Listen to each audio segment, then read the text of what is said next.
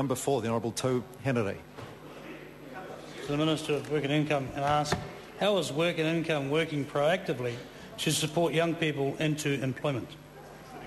The Honourable Paula Bennett. Mr Speaker, as Minister, I've recently insisted that we step up our youth employment seminars, rolling them out throughout New Zealand. Over the past few months, more than 1,000 seminars have been held from Northland to Palmerston North, Kapiti and Otago, and over 13,000 young people have been invited to attend these seminars. These are seeing young people move off benefit into jobs and training through connecting them with local businesses and local trainers. Mr Speaker, since then we've seen that number of young people dropping off the unemployment benefit. In January 2010 we had 23,500 young people on the unemployment benefit. In August 2011 we had 15,980. Progress has been made. The Honourable Henare. Mr Speaker, what response has there been to these seminars?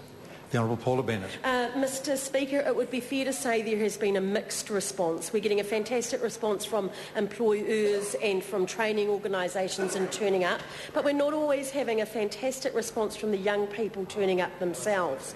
So in some places we're getting as low as 50% attendance, and others around 80%. These are parts of work testing for the unemployment benefit. We have had to sanction a number of young people for not following up on the work test, but that doesn't mean that we will give up on them. We do believe that we can get a better behaviour there, so they're turning up for these seminars so that they can get these jobs.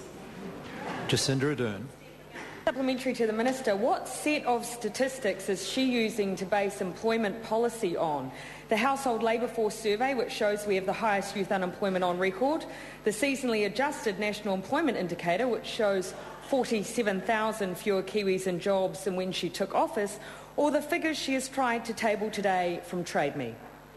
The Honourable Paula Bennett. Mr Speaker, it would be fair to say that I use a range of reports and figures that come in, but what I concentrate on, Mr Speaker,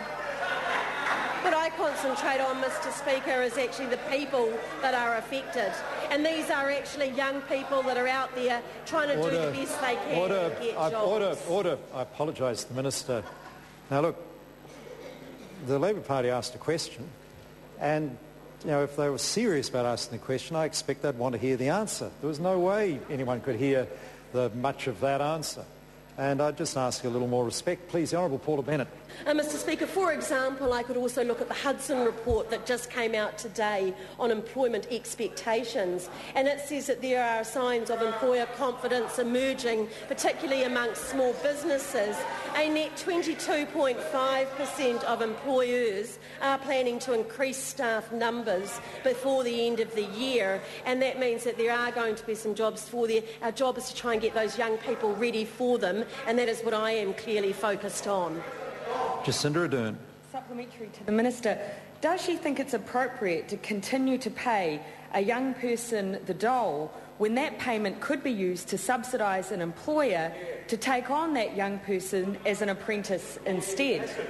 The Honourable Paula Bennett. And what the member may not be aware of is actually there's a $5,000 subsidy that can go to $5,000 subsidy that can go to employers. And more than 13,000 of them now are for young people, and have had more than 90% of those young people stay in jobs because of that subsidy that is going. It now has a training component alongside of that as well. It's having outstanding results and is actually seeing young people get into jobs.